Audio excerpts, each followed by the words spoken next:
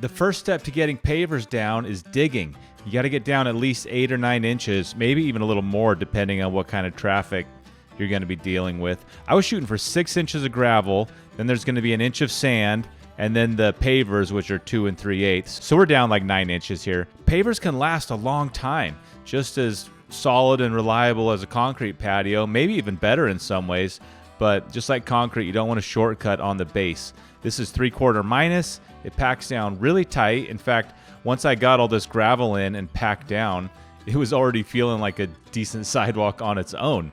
I've got 2 separate paver projects we're tackling here, and this is my first time doing it, and it's kind of a family affair. Allie and I have been looking forward to doing this since we first moved in. Okay, this all looks pretty good. Now I'm going to try to prep this one, and unfortunately, my dad's not here with his excavator, so I'm going to see if I can dig this out with my skid steer. I have a feeling this is going to make a huge mess, but that's how it goes.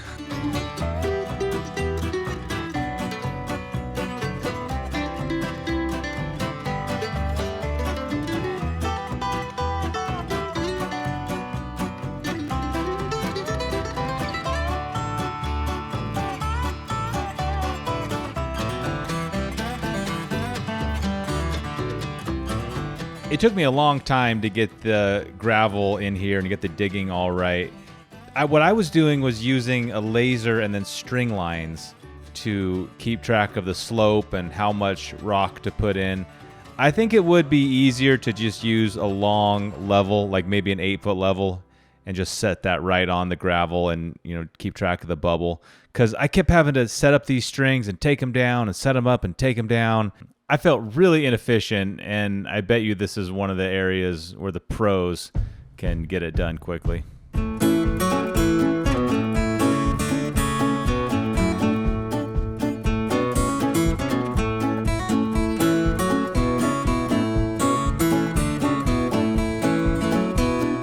I think of the base as step 1, which is probably the most difficult, and then step 2 is the bedding material and the pavers themselves. And there's a couple ways that this is done.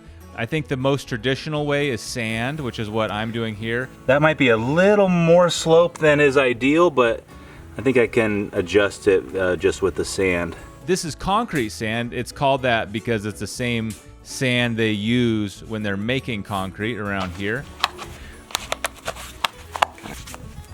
And you want to have an inch of it, 1 inch layer of concrete sand, but you don't compact it. You leave it there kind of fluffed up.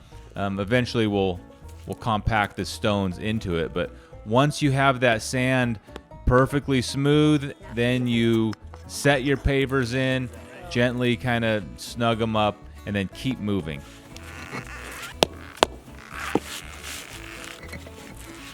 These metal rails are called screed rails, and that helps ensure that I have 1 inch of sand, and I can put a level on those rails, and it'll help me, you know, confirm that the slope is going the right direction.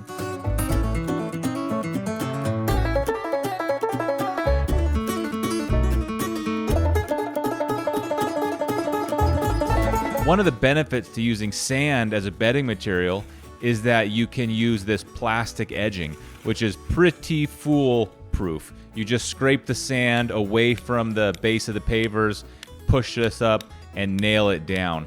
It's not so much holding the pavers up as it is holding the sand in place that's holding the pavers up, because we've all seen paver sidewalks that are kind of sagging on the edges, and that's what this helps to avoid.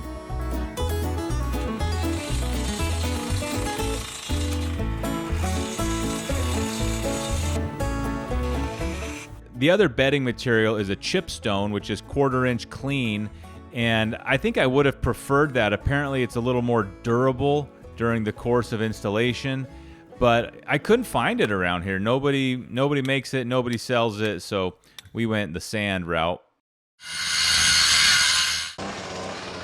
After the pavers are down, you're on to the third and final step, which is sweeping in this polymetric sand and then compacting them and getting the sand really all the way down into the pavers and then activating it with water. Now, I didn't get footage of this, but I did drive the plate compactor over top of this sidewalk to press and compact the pavers down in place. So the sand from underneath is kind of pressing up. The polymetric sand from the top is kind of coming down, and it just locks everything together.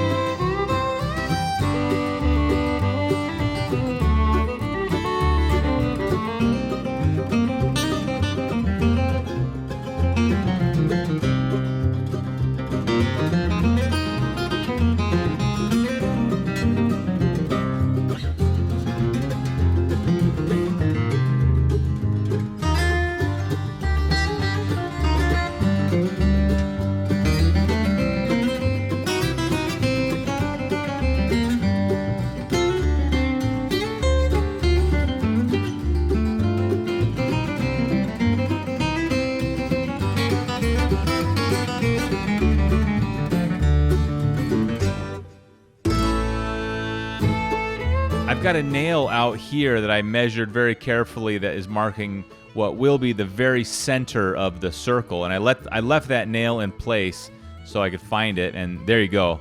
I found it and got the center stones right there in the middle. These stones come from Western Interlock, and they come as a kit. So this is their 12-foot kit. Actually, it's 12.5 feet, and with the border on it, it's 14 feet. They make these stones here in Oregon outside of Salem. And a couple months ago, I got to tour the facility, and I made a video about how they make them. It was really neat. It's a family-owned company. They gave me these pavers in exchange for some video work that I did. Colin is a guy who toured me around their facility, and basically everything I know about pavers, I learned from him and his videos. He's really good. So after we got started, Allie wanted to give it a try, so she hopped out on the pavers and started laying them down, and Dennis and I were handing them to her and kind of prepping the sand and such. And as you can imagine, it's a really fun and satisfying job putting these pavers down and watching the patio grow and watching your hard work pay off one piece at a time.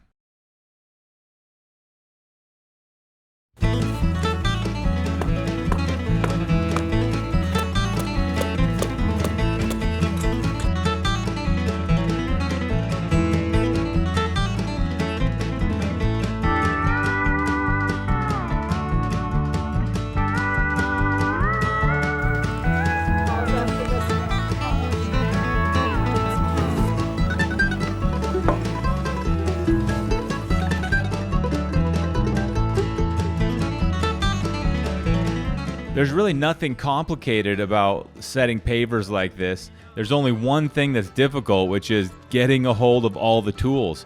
You need a compactor, you need a saw that will cut the pavers, and then you need some hand tools, shovels and rakes and a magnesium float or a concrete trowel. And I guess that's about it. I mean, ideally you'd have a piece of machinery to do the digging and certainly to move the pavers around, but there's a lot of people on YouTube who've made a lot of really incredible patios and hardscaping projects with no tractor at all. You can dig it by hand just fine, so don't let that stop you if you want to try something like this. Oh, you need a rubber mallet also. This one's 4 pounds. It came from Harbor Freight. It worked great.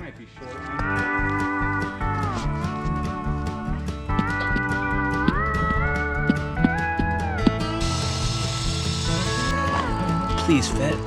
Go in your home. Good enough.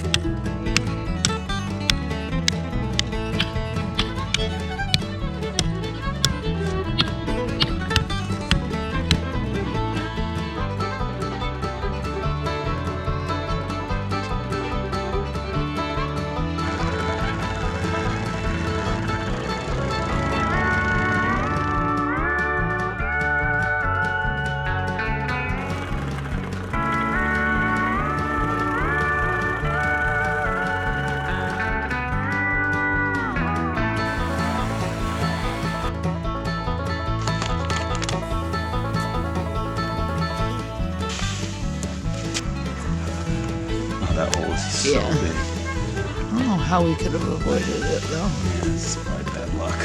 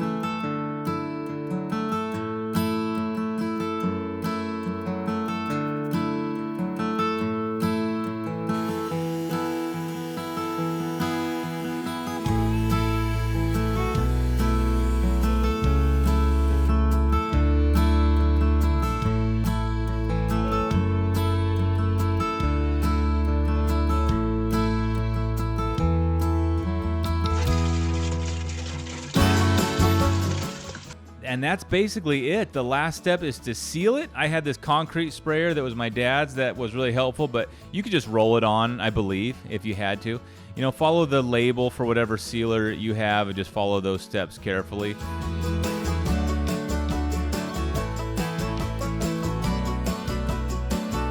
We have this solo stove that we're going to use for the actual fire pit, so we just stacked some of their blocks around it. Thanks for watching, guys. Keep up the good work. We'll catch you next time.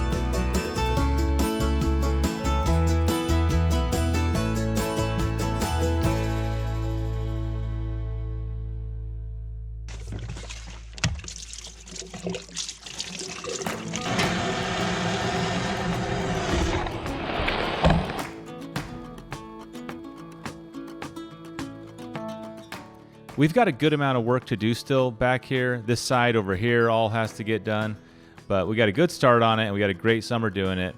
I did go get a couple more of those boulders. These ones are a lot bigger and they have the hole through them, I guess from blasting or whatever, but the quarry set them aside, and I don't know, I'm going to use these at some point in the future landscaping, maybe make like a little fountain come out of it, or even just use it to hold up like a hanging basket or something. I don't know. Thanks for watching, guys. We'll catch you next time.